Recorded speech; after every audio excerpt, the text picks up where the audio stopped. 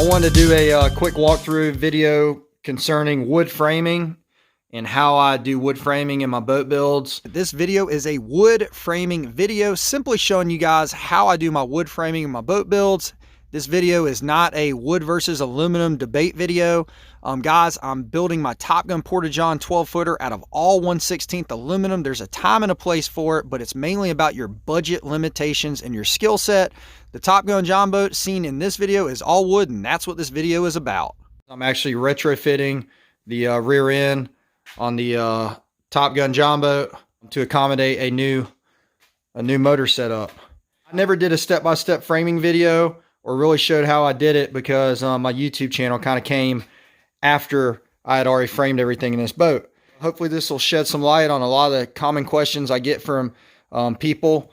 I frame with Western red cedar, rough cut. You know, some people call it redwood, you know, whatever, but it's Western red cedar. I actually purchased this at Home Depot. It's $10 for an 8-foot stud. So it's kind of pricey. It's ultra lightweight. The grain density in it makes it a very lightweight wood, especially when it's cured. It's not treated wood, guys. This is just a natural wood that's it's moisture resistant, it's rot resistant. I've used it in exterior, on their gables, on their beams above their windows, you know, or shutters. It's gonna be Western red cedar.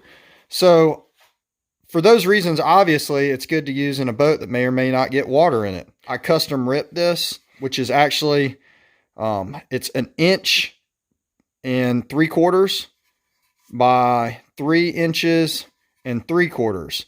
So it's 1/4 inch wider and 1/4 inch thicker than a regular stud. So just a FYI, studs are 3.5 by 1.5 inches.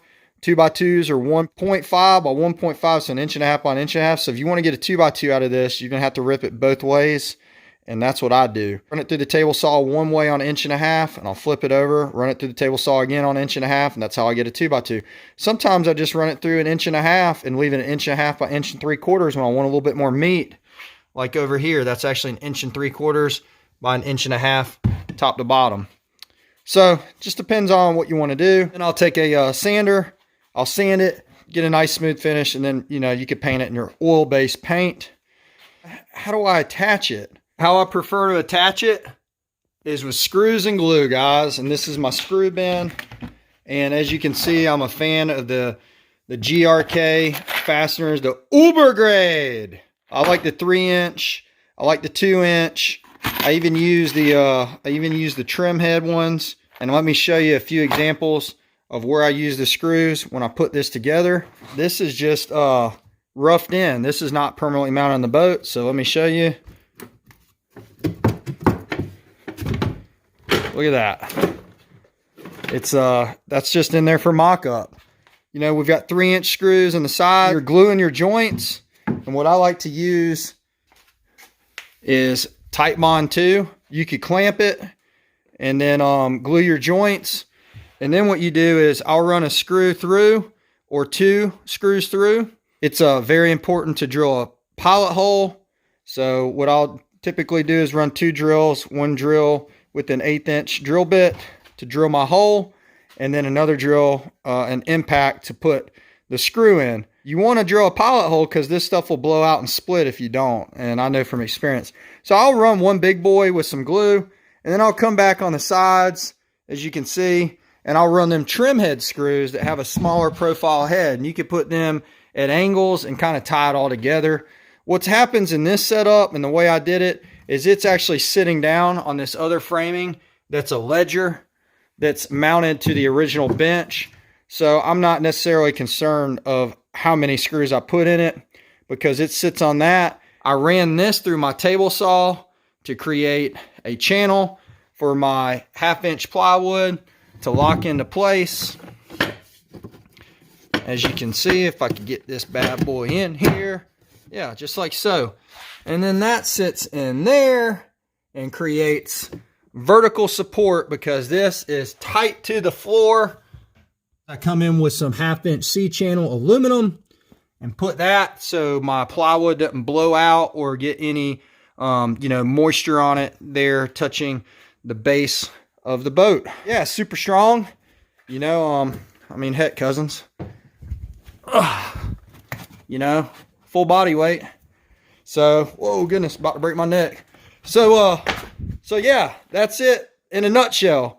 I found that to be the best method. Create that channel for that to lock in. And then having this super tight. And then as far as the back, I'll just cut this on an angle. It's a common question I get is, how do I run my wood on my transom? Well, I just rip it on my table saw. So you really need to have a table saw. I'll find the degree. This was 19 degrees. And I ripped everything on 19. Real precise with getting it in there. And you'll see it just locks in.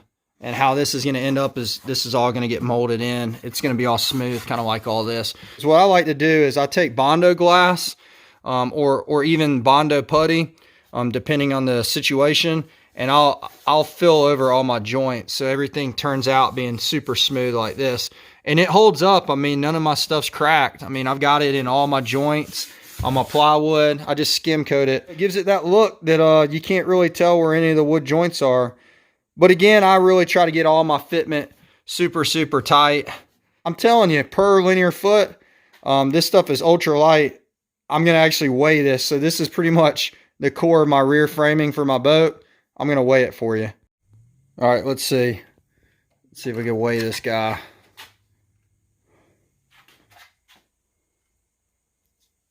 I don't know if you can see that. Oh, it's moving around. 4 pounds, 4 ounces.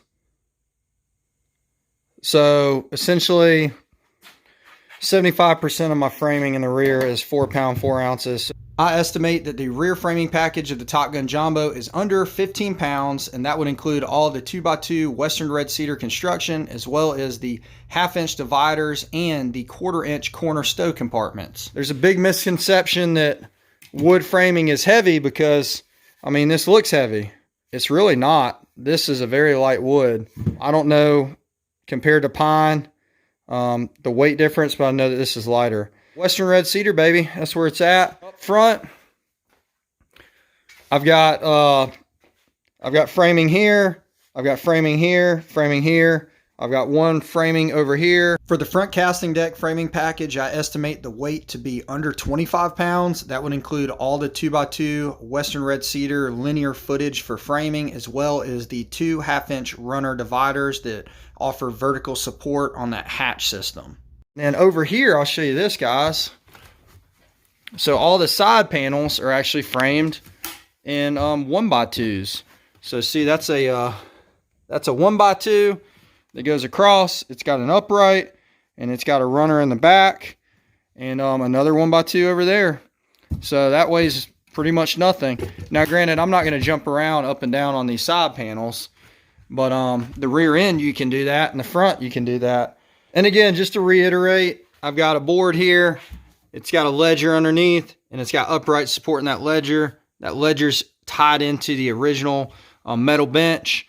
Then I've got some boards coming off that, and they're supported by that 1/2 inch that's notched in to the framing and runs straight down to the floor, supported by those C-channel angled aluminum.